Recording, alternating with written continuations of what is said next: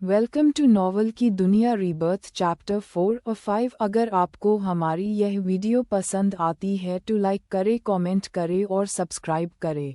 Chapter 4। 1 घंटे बाद वकील साहब आते हैं और सात्विक और नीति का तलाक मंजूर करवाने के लिए कागज लेकर चले जाते हैं। वहीं अगस्त अपने कमरे में बैठा सात्विक की कोई भी बातों को सोच रहा था, क्योंकि वह जानता था सात्विक अभी झूठ नहीं बोलता और अगस्त अपनी बहन नीति को भी बहुत अच्छे से जानता था कि नीति कैसी है। धीरे धीरे अपनी शादी से लेकर अब तक की सारी बातों को अपने दिमाग में रिमाइंड करने लगता है, तो हमेशा अगस्त से जो कहा गया वह ज्यादातर नीति और उसके भाई ने कहा था। इसका मतलब अगस्त की जिंदगी में क्योंकि जा चुकी थी और अब वापस आना मुमकिन नहीं था, क्योंकि उसके दिल में जो कौम था वह इतनी जल्दी भरने वाला नहीं था। वह खो देने वाला कोई और नहीं उसका खुद का पति था, तो कैसे माफ कर देती वह उसको। और एनबीएसपी प्रताप मैंशन में सात्विक जब वापस आया तो आज उसके चेहरे पर एक अलग सी चमक, एक रौनक थी। ऐसा लग रहा था आज भी एक बोझ से आज़ाद हो गया था। हाँ, नीति का रिश्ता उसके ऊपर एक बोझ तो था जिसे वह ढो रहा था, लेकिन अब वह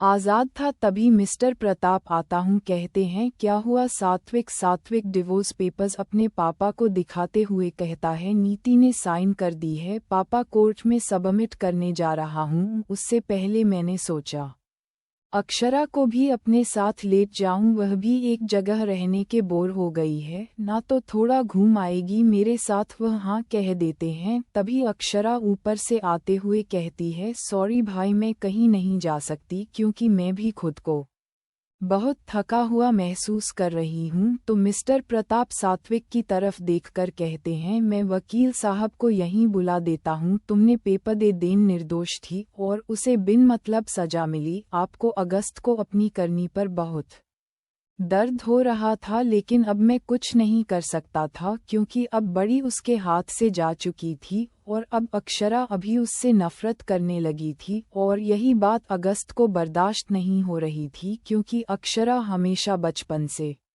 अगस्त के आगे पीछे घुमा करती थी और अब शायद उसे अक्षरा के अपने आगे पीछे घूमने की आदत हो गई थी, और इसीलिए अगस्त से यह बर्दाश्त नहीं हो रहा था कि अक्षर अब उसे छोड़कर अपनी अलग दुनिया बसाना चाहती है। आज अक्षरा ने अगस्त से कह दिया था कि उसका उसके ऊपर कोई अधिकार नहीं। यही बात अगस्त्य को बर्दाश्त नहीं हो रही थी। वहीं दूसरी तरफ अक्षरा अपने कमरे में बैठी अपनी आगे की जिंदगी की प्लानिंग कर रही थी। उसे क्या करना है, कैसे करना है। तभी उसे एक चीज याद आती है कि अगस्त्य ज्यादातर अक्षरा को जलाने के लिए नई नई लड़कियों के साथ रहता था, और आप वही काम अक्षरा भी करेगी, क्योंकि आंचल को अक्षरा की मौत का बदला लेना था। इसीलिए अक्षरा अपने बचपन के दोस्त रजत को कॉल करती है और उसे मिलने के लिए बुलाती है। रजत भी अक्षरा की बात सुनकर तुरंत प्रताप में सुनने के लिए निकल जाता है, क्योंकि जब से अगस्त और अक्षरा की शादी हुई थी अक्षरा ने रजत से सारी रिश्ते खत्म कर दिए थे, क्योंकि अगस्त को पसंद नहीं था। रात के 9 बजे रजत को अपने घर देखकर मिस्टर प्रताप और सात्विक चौंक जाते हैं। तुम इस वक्त यहाँ क्या कर रहे हो सात्विक भाई, मुझे अक्षरा ने बुलाया है। वह बहुत परेशान लग रही थी और पता नहीं कैसे बातें कर रही थी, और रजत तीनों अक्षरा के कमरे की तरफ भागने लगते हैं। उन्हें लगता कहीं फिर से एक्स्ट्रा को कुछ हो तो नहीं गया, लेकिन जब वह कमरे में पहुंचते हैं तो देखते हैं अक्षरा आराम से बेड पर बैठी हुई अपना फोन चला रही थी। रजत अक्षरा को देखकर भावुक हो जाता है, क्योंकि उसने तो उम्मीद ही को दी थी कि वह कभी अपनी बेस्ट फ्रेंड से मिल भी पाएगा, और जब से उसे पता चला था कि अक्षरा कोमा में है तो ज्यादातर हॉस्पिटल में सात्विक के साथ रजत ही रहा था। रजत हमेशा अक्षरा का ख्याल रखता था और उसे एक बच्ची की तरह संभालता था। रजत जाकर अक्षरा को गले लगा लेता है और कहता है, कहाँ चली गई थी पागल, तुझे पता है हम सब लोग कितने तरस गए थे तेरी आवाज़ सुनने के लिए, तुझे देखने के लिए, तुझसे बातें करने के लिए। अक्षरा रजत को अपने गले लगा लेती और कहती है, माफ़ कर दे यार, कुछ झूठे रिश्ते और झूठे लोगों के लिए मैंने अपने कीमती रिश्ता को खो दिया था, लेकिन फिक्र मत कर, अब तेरी दोस्त को अकल आ गई है, इसीलिए आपसे उसके पीछे भागेगी और ना उससे कोई मतलब रखेगी। तो फिट मत कर देखना, तू मुझे जिस मुकाम पर देखना चाहता था ना मैं खुद को मुकाम पर पहुंच के रहूंगी। मिस्टर प्रताप और सात्विक वहां से नीचे चले जाते हैं। रजत और अक्षरा बैठकर बातें करने लगते हैं। अक्षर रजत को अपना पूरा प्लान समझता है तो रजत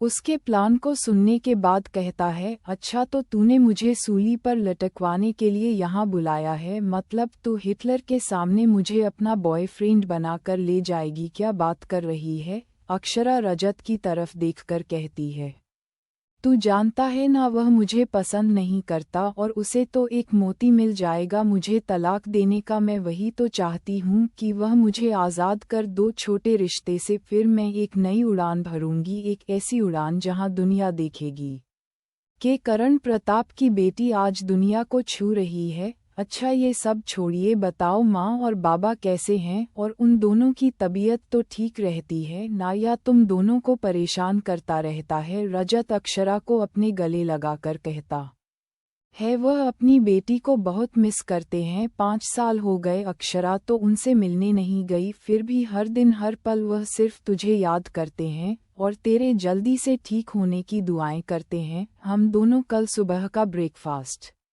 माँ और बाबा के साथ करेंगे जाकर, और अब तू ऐसा, हम दोनों सुबह जल्दी यहाँ से निकलेंगे और कल का पूरा दिन माँ और बाबा के साथ एक फैमिली की तरह, पहले की तरह। फिर दोनों नीचे आते हैं और डिनर करके अक्षरा अपने कमरे में चली जाती है और रजत बाहर गार्डन में खड़े होकर आसमान को देखते हुए कहता है, बहुत बहुत शुक्रिया महादेव, मुझे मेरी दोस्त और मेरे माँ बाप को उसकी बेटी लौट के लिए आप नहीं जानते, आज अक्षरा को पहले की तरह देखकर मुझे कितनी खुशी हो रही है। अगस्त्य ने मेरी अक्षरा को एक भीगी बिल्ली बना दिया था, लेकिन आप वह फिर से शेरनी बनकर आए हैं और इस बार वह किसी को नहीं बच्चे, क्योंकि मैं उसकी आंखों में बदले की भावना अच्छी है, और अगस्त में जो मेरी अक्षरा के साथ किया उसके बाद तो मैं हर एक कदम पर उसका साथ दूंगा, चाहे उसके लिए मुझे अपनी जान ही क्यों ना देनी पड़े। कोई पीछे से आकर रजत के कंधे पर हाथ रखता है तो रजत चौंक कर पीछे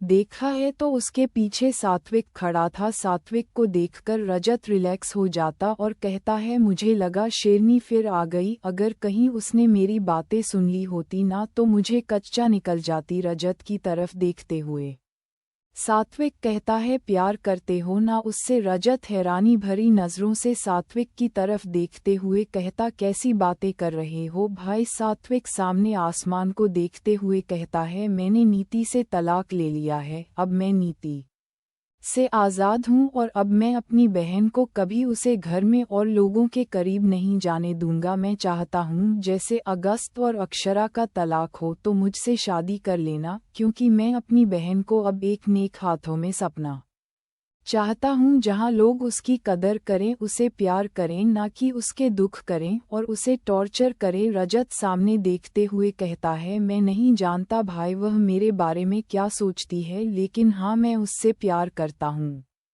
कब से करता हूँ नहीं पता, कितना करता हूँ नहीं पता, उसके बिना जी पाऊंगा या नहीं ये भी नहीं पता, पर इतना जानता हूँ कि मैं उसकी दोस्ती नहीं खोना चाहता और मैं उसे कभी नहीं बताऊंगा कि मैं उससे प्यार करता हूँ।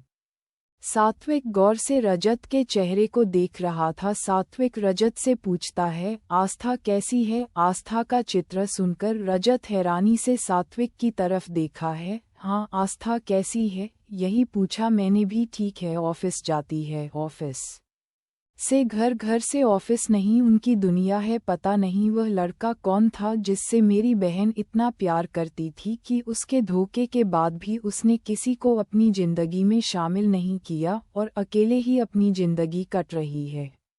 आपको पता है सात्विक भाई, मैंने मेरी दी को रात में रोते हुए देखा है। जब मैं जाकर उनके आंसू पूछता हूँ ना तो वह झूठी मुस्कान अपने चेहरे पर रोड कर मुझे दिखाती है, जैसे उसके दर्द का मुझे पता ही नहीं है। बस मुझे एक बार पता चल जाए वह लड़का कौन था जिसने मेरी दी को जीते जी मार दिया, कम से भाई जिंदा नहीं छोड़ूंगा उसे। सात्विक कुछ नहीं कहता, एक तक उसका नहीं अंधेरे को देखता रहता है। उसके मन में कुछ तो चल रहा था। फिर वहां से उठकर अपने कमरे में चला जाता है और अपने का को कॉल करके कहता है बजाज कंपनी को खरीद लो, कितने भी पैसे में कुछ भी, मुझे कल तक बजाज कंपनी अपने अंदर चाहिए और कल से मेरी मां कंपनी की ब्रांच बजाज कंपनी ही होगी, इसलिए जितना भी पैसा खर्च हो, कोई भी साम दाम दंड भेद लगाकर वह कंपनी मुझे मेरे नाम चाहिए। सात्विक रोल में से तस्वीर निकलता है और उसे तस्वीर पर हाथ फेरते हुए कहता है मैं जानता हूँ आस्था, मैंने जो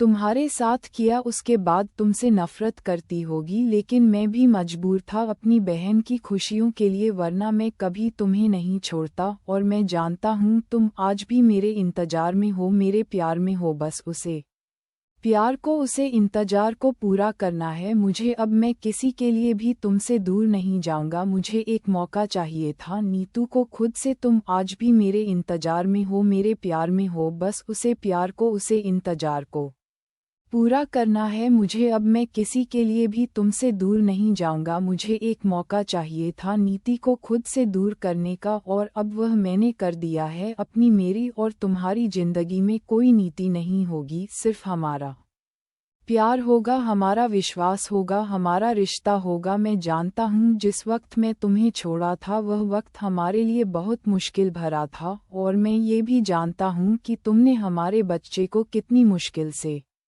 क्वेश्चन कराया था। मैं वहाँ मौजूद था लेकिन तुम्हारे पास नहीं था, तुम्हारे साथ जरूर था, तुम्हारे हर एक दुख में, तुम्हारे हर एक खुशी में, तुम्हारी हर एक चीज़ में, तुम्हारी हर एक हमें, तुम्हारे हर एक दर्द में मैं मौजूद था, लेकिन तुम्हें कभी अपने सीने से लगाकर तुम्हारा दर्द कम नहीं किया मैंने। अब मैं जानता हूँ तुम्हें मानना मेरे लिए इतना आसान नहीं होगा। 5 साल की नफरत है जिसे 5 घंटे में तो नहीं बताया जा मैं अपनी चैप्टर 5 में अपनी तरफ से पूरी कोशिश करूंगा आस्था की तुम वापस मुझ पर विश्वास करो, वापस मुझसे प्यार करो, वापस मुझे अपनाओ, और इस बार मेरे नाम का सिंदूर सिर्फ और सिर्फ सात्विक की मांग में सजाया जाएगा। वही गेट पर खड़ी हुई अक्षर सारी बातें सुन रही थी। आज उसे एहसास हुआ था कि उसका भाई उसके लिए क्या कुछ कर गया है। अरे अपनी जिंदगी तक पर बात कर लिया उसने, लेकिन वह भी देखना चाहती थी उसका भाई आस्था को कैसे मनाता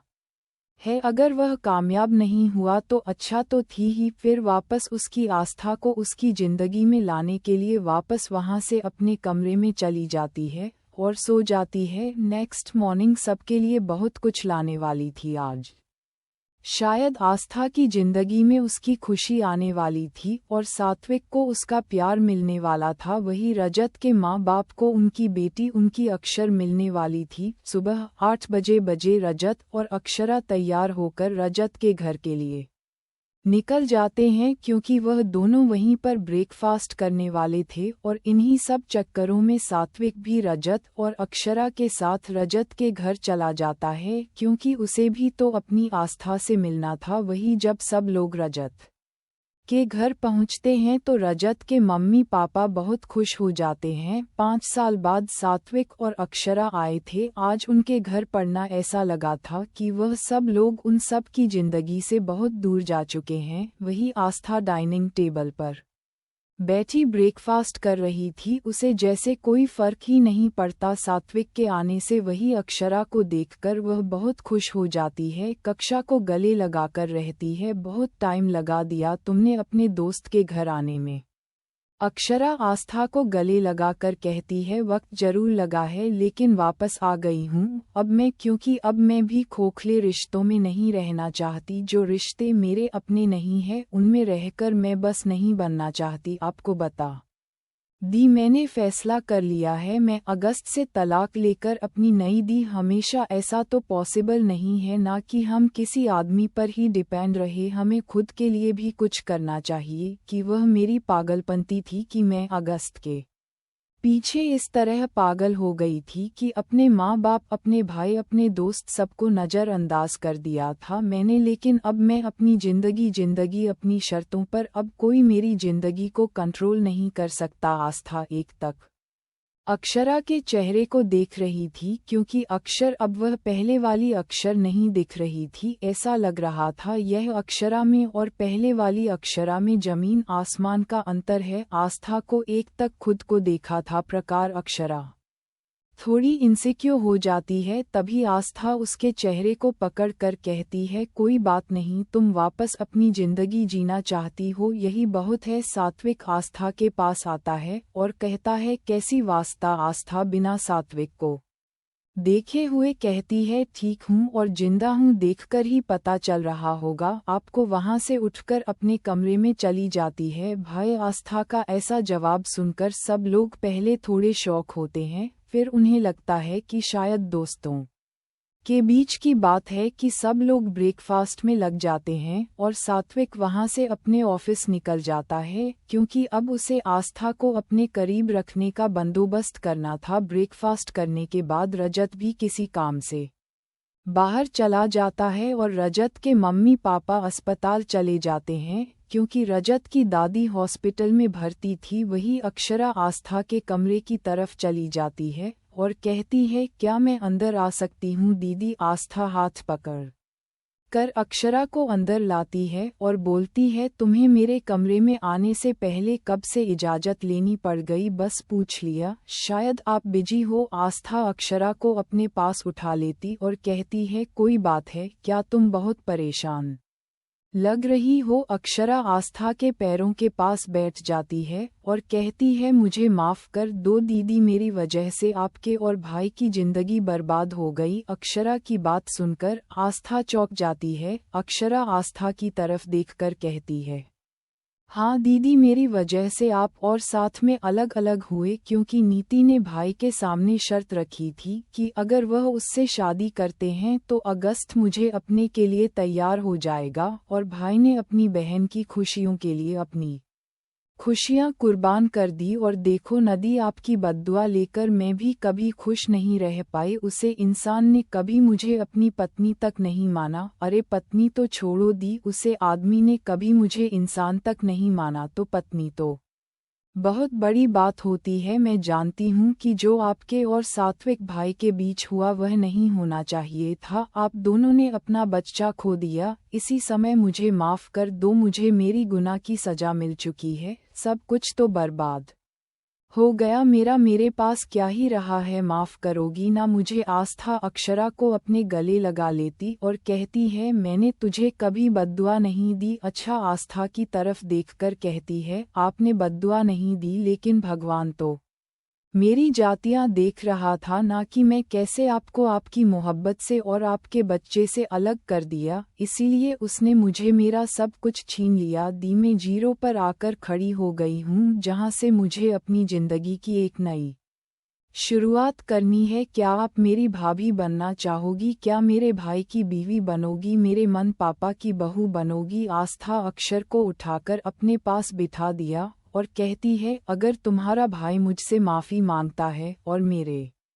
जिंदगी में वापस शामिल होता है तो मैं तुम्हारी भाभी बनने के लिए तैयार हूँ, लेकिन मैं तुम्हारे भाई को इतनी आसानी से माफ़ नहीं करूँगी, क्योंकि मैं उससे बहुत प्यार करती हूँ। अक्षरा उसके बिना नहीं की सकती और उसने एक झटके में मुझे छोड़ दिया। भले ही उसने ये सब तुम्हारे लिए किया था, लेकिन वह मुझे बता सकता था, मुझे बोल सकता था। आस्था, मैं मजबूर हूँ, मेरी मजबूरी समझो, कसम से अक्षर, मैं मरते दम तक उसका इंतजार करती और कभी उसे एक लफ्ज़ ना पूछता, लेकिन उसने तो मुझे ऐसे रिजेक्ट किया था जिसमें इस दुनिया में एडजस्ट ही नहीं करती हूँ। तुम क्या लगता है इतनी आसानी से माफ़ कर दो? उनसे नई भाभी, अपने आसानी से माफ़ मत करना। और हाँ, मैं आज से अकेले में आपको भाभी बोल करूँगी और सबके सामने। दीदी, आपने जितना सबक सिखाना चाहती है सिखाए, मैं आपके साथ हूँ, और मुझे भी उसे अगस्त को सबक सिखाना है, क्योंकि उसने मेरी पूरी दुनिया उजड़ कर रख दी है। मेरे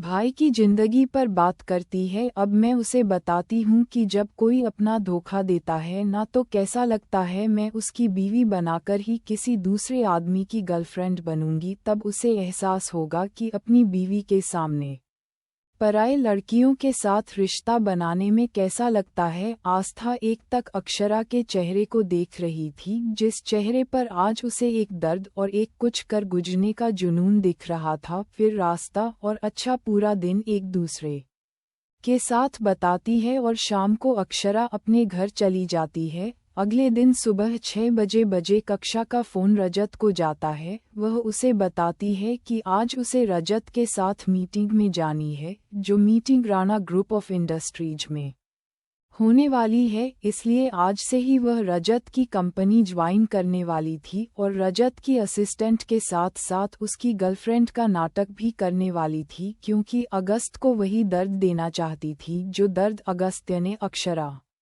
को दिया था। भले ही ये दर्द अक्षरा को मिला था, लेकिन दर्द को महसूस आंचल भी कर रही थी, क्योंकि यह पिछले जिंदगी में उसके साथ भी तो हुआ था। अच्छा, अपने घर सबको बाय बोलकर रजत के साथ ऑफिस की तरफ निकल जाती है। राणा इंडस्ट्रीज में इस वक्त बहुत ही बड़ा माहौल था, क्योंकि आज अगस्त का पर हाय था। वह एक के बाद एक सबको फायर करते जा रहा था। तभी अगस्त्य का असिस्टेंट जाकर उसे बताता है ओबरॉय इंडस्ट्रीज का सीईओ मीटिंग के लिए आ चुका है। वही जब अगस्त में मीटिंग रूम में पहुंचता है तो वहां रजत और रजत के साथ बैठी अक्षरा को देखकर शॉक हो जाता है, लेकिन वह अपने चेहरे पर ये सब कुछ शो नहीं करता। 2 घंटे तक उन दोनों की मीटिंग चलती है, जिस मीटिंग को आज अक्षरा लीड कर रही थी। अक्षरा की कैपेबिलिटी देखकर और बिजनेस में उसकी पकड़ देखा अगस्त भी हैरान था। उसे तो हमेशा यही लगता था कि अक्षरा को कुछ नहीं आता, लेकिन आज बिजनेस की बारीकी देखकर वह समझ चुका था कि उसने अक्षरा को कम समझ लिया है। मीटिंग होने के बाद लंच ब्रेक होता है और रजत अक्षरा का हाथ पकड़कर उसे अपने साथ बाहर ले जाने लगता है। तभी एक दूसरे कंपनी का सीईओ रजत से कहता है, मिस्टर ओबरॉय आपके ही बाहर जा रहे हैं। रजत उन सब की तरफ देखकर कहता है, एक्चुअली ना मेरी गर्लफ्रेंड को यहाँ का खाना पसंद नहीं आया, इसलिए मैं उसे लंच के लिए बाहर ले जा रहा हूँ। और हाँ, आप लोग फिर तो मत कीजिए, मैं टाइम से आ जाऊंगा, मीटिंग पर कोई असर नहीं होगा। तो क्या आप हमें अपनी गर्लफ्रेंड से नहीं मिलेंगे? रजत हाँ बोलकर अक्षरा को अपने पास बुलाता है और कहता है, ये है मिस अक्षरा पर प्रताप, मेरी गर्लफ्रेंड और होने वाली वाइफ। हम दोनों बहुत जल्दी शादी करने वाले हैं। अगस्त का पर हाय हो जाता है रजत की बात सुनकर, क्योंकि अभी तक अगस्त्य और अक्षरा का तलाक नहीं हुआ था और अक्षरा किसी और से शादी करने जा रही थी। यह बात अगस्त कैसे बर्दाश्त कर सकता था। तभी वह दूसरा सीईओ कहता है, अक्षरा प्रताप मतलब सात्विक प्रताप की बहन और मिस्टर प्रताप की बेटी, और प्रताप इंडस्ट्रीज की ओनर अक्षर हमें अपनी गर्दन हिलाकर कहती है जी, एक्चुअली में रजत के साथ थोड़ा टाइम स्पेंड करना चाहती थी, इसलिए इस मीटिंग में आ गई। और फिर इस मीटिंग में प्रताप इंडस्ट्रीज से भी किसी को आना था तो नहीं आ गई। मेरे दोनों काम हो जाते, अपने फ़ोन से के साथ टाइम स्पेंड भी हो जाता और मेरी कंपनी की तरफ से ऑनर भी आ जाता। अगस्त गुस्से में पागल हुआ जा रहा था। उसे बर्दाश्त नहीं हो रहा था कि जो लड़की कल तक उसके आगे पीछे घूमती थी, आज वह किसी और लड़के के साथ उसकी होने वाली बीवी बनाकर खड़ी थी, और वह लड़का पूरी दुनिया में ढिंढोरा पीटकर उसकी बीवी को अपनी होने वाली बीवी बता रहा था। लेकिन ये सब कुछ अगस्त्य का किया धरता था। अगस्त नहीं तो कभी अक्षरा को किसी से इंट्रोड्यूस नहीं करवाया अपनी बीवी कहकर वह हमेशा मालवी कोई अपने साथ होनेस मीटिंग और पार्टी में लेकर जाया करता था। भले ही मालिनी उसकी दोस्त थी, लेकिन मालिनी सबको यही कहती थी कि वह अगस्त की होने वाली पत्नी है, और सब लोग इस बात को मानते भी थे, क्योंकि अगस्त है मालिनी से बहुत अच्छे से बर्ताव करता था। आज अगस्त को एहसास हो रहा था कि जब जब वह मालिनी को अपने साथ लेकर जाता था तो अक्षरा को कैसा लगता होगा। भाई अक्षरा अगस्त के चेहरे के दबाव देखकर समझ चुकी थी कि वह जो करना चाहती थी वह हो चुका है। फिर रजत और अक्षरा मीटिंग पूरी कर घर के लिए निकल जाते हैं। रास्ते में रजत अगस्त्य का गुस्से से हुआ लाल चेहरा देखकर बहुत हंस रहा था। आज इतने सालों बाद अक्षरा ने रजत को खुलकर हंसते हुए देखा था। वह उसकी हंसी में खो ही जाती है, ऐसा लग रहा था उसने आज अपने दोस्त को वापस पाया है और शायद उसकी एक गलती की वजह से सबकी जिंदगियां बर्बाद हो गई थी। अच्छा, ये बहुत अच्छे से जानती थी कि रजत अक्षर से कितना प्यार करता है, क्योंकि आंचल में वह पूरी नोबेल पढ़ी थी सिर्फ और को छोड़कर तिराजत कैसे अक्षर को हर टाइम प्रोटेक्ट करता था। और अक्षरा ने कभी भी रजत की केयर नहीं की, कभी उसकी तरफ उसने अपना कोई भी फर्ज नहीं निभाया था। लेकिन आज जो थी वह अक्षर नहीं आंचल थी, और आंचल दोस्ती और मोहब्बत शिद्दत से निभाती है, और शायद आंचल के दिल में रजत बस चुका था और अगस्त तो अक्षरा की जिंदगी था, आंचल की नहीं। अक्षरा एकदम से आगे बढ़कर रजत के गाल पर किस कर लेती है। वही अक्षरा की हरकत से रजत अपनी जगह जम जाता है। वही रजत की साइड में चल रही गाड़ी में बैठा अगस्त में ये सब कुछ देख लेता है और उसकी हाथों की मुठिया का जाती है। अब उसे अक्षरा और रजत के ऊपर बहुत गुस्सा आ रहा था, लेकिन वह कुछ नहीं कर सकता था क्योंकि अगस्त ने खुद अक्षरा को अपनी जिंदगी से अलग किया था। और अभी अक्षरा अगस्त से बहुत नफरत करती थी। जब अक्षरा को एहसास होता है किसने अभी भी क्या किया, तो वह खुद को शर्माने से रोक नहीं पाती है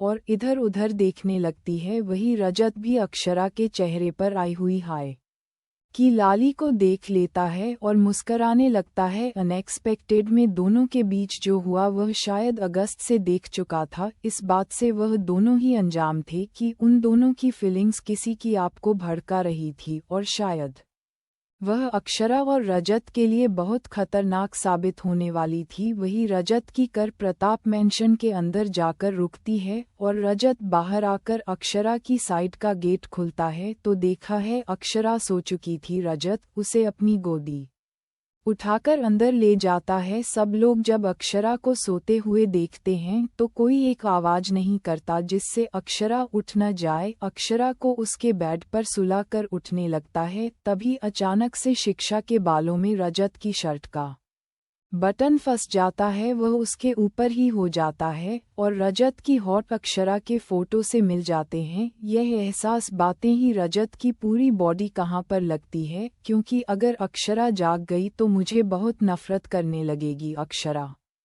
को जब अपनी फोटो पर कुछ ठंडा ठंडा एहसास होता है तो नींद में उसे ऐसा लगता है जैसे वह आइसक्रीम खा रही है, इसीलिए वह गजब के होठों को अपने होठों में भरकर उन्हें चूसने लगती है। और रजत को जब इस बात का एहसास होता है तो उसकी आंखें बड़ी बड़ी हो जाती है और वह हैरानी से अक्षर के चेहरे को देखने लगता है। वही अक्षर तो अपनी आंखें बंद करें नींद के नशे में रजत के होठों को अंतिम समझकर काटे जा रही थी, और वही रजत अपने होश होने लगा था, क्योंकि मोहब्बत तो वह भी अक्षरा से करता था और शायद इतनी करता था जिसकी कोई हद ही रही थी। रजत की हालत से अनजान अक्षरा उसके होठों को चूसने में लगी हुई थी। रजत भी अपने ऊपर से कंट्रोल को देता है और अक्षरा के होठों को अपने होठों में भरकर उन्हें चूमने और काटने लगता है। रजत को एहसास ही नहीं होता कि कब रजत के हाथ अक्षरा के शर्ट के अंदर चले गए। जब अचानक से अक्षरा रजत के होठों को काट लेती है तो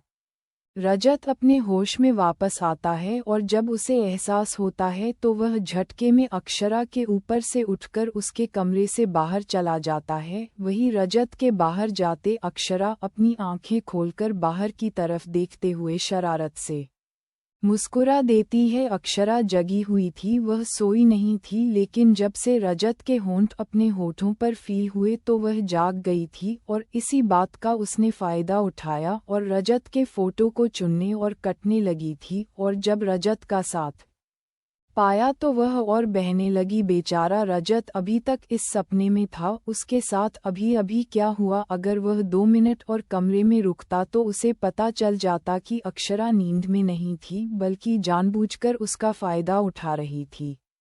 क्योंकि आंचल नोबेल पढ़कर जान चुकी थी कि रजत अक्षरा से कितना प्यार करता है और इसीलिए वह इस बात का फ़ायदा उठाकर रजत को अपनी ज़िंदगी में शामिल करना चाहती थी, क्योंकि वह भी तो रजत जैसा जीवन साथी चाहती थी।